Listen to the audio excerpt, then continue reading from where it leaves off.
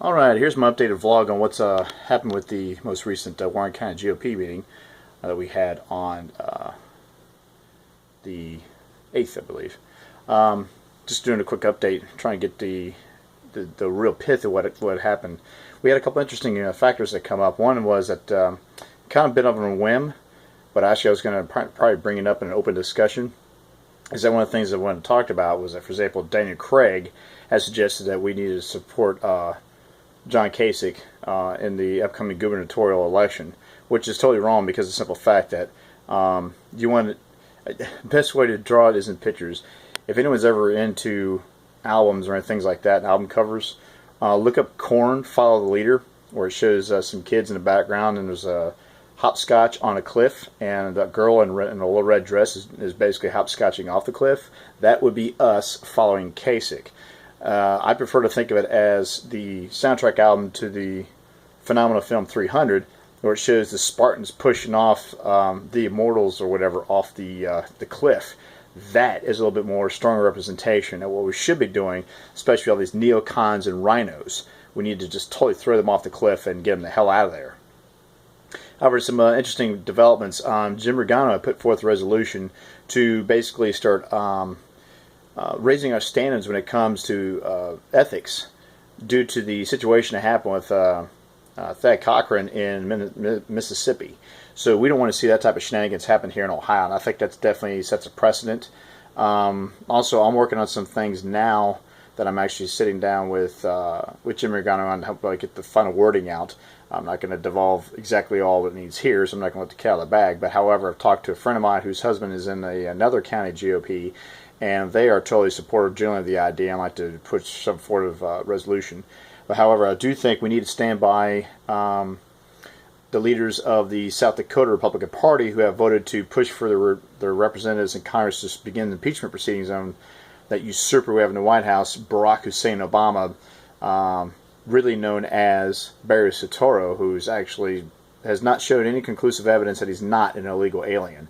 And it should be disbarred from the state of Illinois because of the fact he's never listed himself as his former name, even though it's been properly legally documented that his name is Barry Soetoro because he was adopted by his stepdad, Lolo Soetoro, and explains many other things, but that's not what we're going to have this discussion on here.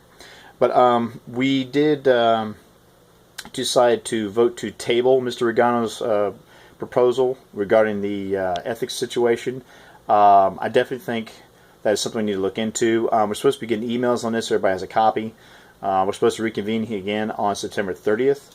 However, I can proudly say that we did a real quick vote in the beginning. That snake in the grass from the Dayton Daily News, Larry Budd, was there to report on it. A couple of interesting things that we did brought up is the fact that even though we are publicly elected officials, that was actually generally a private meeting, and we were trying to decide whether he should be allowed to report there or not. That being said, we voted to whether to allow him to stay there. I was proudly to say that the sole nay vote to tell him, we don't want that guy in here because he can't be trusted. He's going to spin everything. So, but he did report in the Dayton Daily News next day that we voted to unendorse John Kasich, but unfortunately it fell flat. I think if we had researched a little bit more and put a proper proposal and show clearly why we should not endorse John Kasich, I think we'd have a little bit less divided thing and have been a lot more of a majority. However, I have asked a couple of members if we can re-propose that and do it properly, and I think we can possibly unendorse John Kasich because, again, bad leadership is bad leadership. I don't give a damn if you've got what letter behind your name. Again, I don't want to be like that Korn album cover and follow the leader off the cliff. I'd rather go push the bastards off the cliff and get them the hell out, just like we did within the Warren County GOP. So that's a quick update of what generally went on there at the meeting. And I think that we definitely getting some progress going on. We did manage to build up a little bit of money. We had a couple of, well, they had a Warren County polo shirt that we had made for the GOP. It says paint with bold colors, which is a reference to Reagan in 1980, what we should do with the Republican Party at that time, that instead of we were in shades of pastel, we need to be bold colors. So I thought that was a very interesting thing on its own right. But we need to start really looking at some serious issues to bring up, and not just towards our representatives and our leadership also in D.C., but locally as well. So I think the GOP here in Warren County is definitely going to be more united. I think once we dwindle down some of the neocon factions in there and we start going for more constitutionalists and real conservative principles, I think we definitely would take the GOP in this county and truly be the flagship of the Ohio GOP. So within 2 years, I think we're going to set the tone and the tenor of what it should be. Now we just got to worry about who's going to end up being our nominee for a president. Though I still have some misgivings on some of his performance, I understand politics on why he may not always be forthright on the Patriot movement 110%, but for most issues, though, Rand Paul is probably correct. Ted Cruz is actually a good mountain mover per se, but do not count on him to be a presidential or vice presidential candidate for the simple fact that his wife is a member of the Council of Foreign Relations, which is the CFR, which is part of the problem, which is the globalists that are actually subverting our government and helping ratify these treaties to take away our sovereignty and everything else, such as the NATO treaties, also the trade deals such as NAFTA, CAFTA, and GATT, and the Trans-Pacific Partnership they're trying to push, everything else. She's part of the CFR, so she cannot be trusted. So what concerns me is if Rand Paul were to become our nominee and our president, that there's a possibility that they pulled a Kennedy on his ass and we get Ted Cruz in. I think he would be okay, but I think he would be easily manipulated because of the fact that he would be next. So, again, same with Johnson and Kennedy. Johnson was always a snake in the grass anyway, but he wanted to stay in power. Of course, after he got in and saw what the real scoop was, he got the hell out. That's why he ran for re-election in '68, because he knew Bobby Kennedy would kick his ass. And then, of course, Kennedy got shot, and then we got stuck with Richard Milhouse Nissen. I'm not a crook. I'm not a crook. So interesting regard. There's actually a book I read on him not too long ago. I forget the name of the title of it off the top of my head.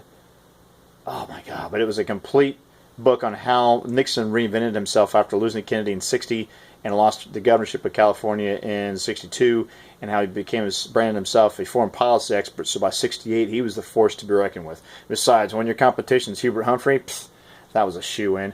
And of course, Nixon had one of the largest landslides in history in '72. So, and Reagan was able to repeat that in '84. So, but nevertheless, some good stuff. All right, well, that's pretty much my update. Want more information, keep on what's going on, not only with locally what's going on, but also geopolitically. Again, go to my campaign website at thomasforohio.org. And this is a direct challenge to Bob McEwen. Start reporting what you're doing up there at the State Central Committee, because we are watching you. I am watching you. And you better make sure that you put out your information properly, because I will go through it to make sure, because of the fact that everyone in Warren County in the senatorial district will be watching you, because I'm going to showcase you for the fraud and the rhino that you are, because I'm coming to take your spot there, buddy. And I guarantee you that if Casey gets reelected, which he more than likely will, that if he tries to pull shenanigans on me in the State Central Committee that I heard he did to some other people, I'll become the Alex Jones of the GOP. I'll sit there with a bullhorn and let all my constituents know what the hell is going on up there and why leadership needs to be rearranged. That's for sure. So we are tired of being compromised by these neocons and these penny waste conservatives that don't want to stand for real issues. It's time we stand for the great sovereign state of Ohio, first and foremost, because we're the birthplace of presidents, and we are truly the heart of it all. We decide presidents. That's why the RNC is pushing to have its convention in Cleveland, and that's why the DNC is also pushing to have it in Columbus. Personally, I think it's pretty sad that the Democratic National Convention has to push for Columbus, because of the fact that they know being a major swing state and everything's up for grabs. Because if Hillary runs, we are screwed if we don't have a really solid, diehard conservative constitutionalist such as a Rand Paul, for say. Because the fact that the neocons are going to put every single person you can imagine in the path to try to dissuade people from supporting Rand Paul. They're going to put Jeb Bush up, probably Rick Perry again. I've even heard they put Mittens Romney up there again. So, I mean, what a joke. And he was actually caught by his own son saying he didn't even want to run for president. And not only that, but his own son supported Ron Paul. Obviously, that guy knows where the real deal is and decided to go for the real conservative instead of the neocon POS that we would have elected had he not gotten screwed in the ballot box. So, nevertheless. Okay, so that's the basic issue in there. Again, you want to check out my radio show at facebook.com/Sonny Thomas Show. And it's on every Thursday from 9 until 11 p.m. live. And you can also tune in the local area in Springboro 106.9 FM at 6 a.m. on Fridays and 4 p.m. on Saturdays when I do the full 3-hour version, because I do a post-recorded third hour. So we talk about many issues, especially things whenever possible going on in the Springboro area, because there's some interesting shenanigans going on here, and I think we're trying to showcase that as much as possible.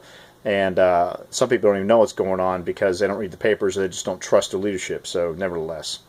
Okay, as we say in Gaelic, Slàinte Mahath, which is salute to your health.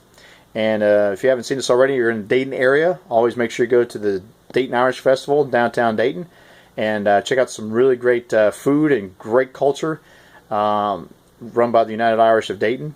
And I definitely need to support more Scottish attributes within that great festival. So, again, always some good stuff. And want to say free Scotland, and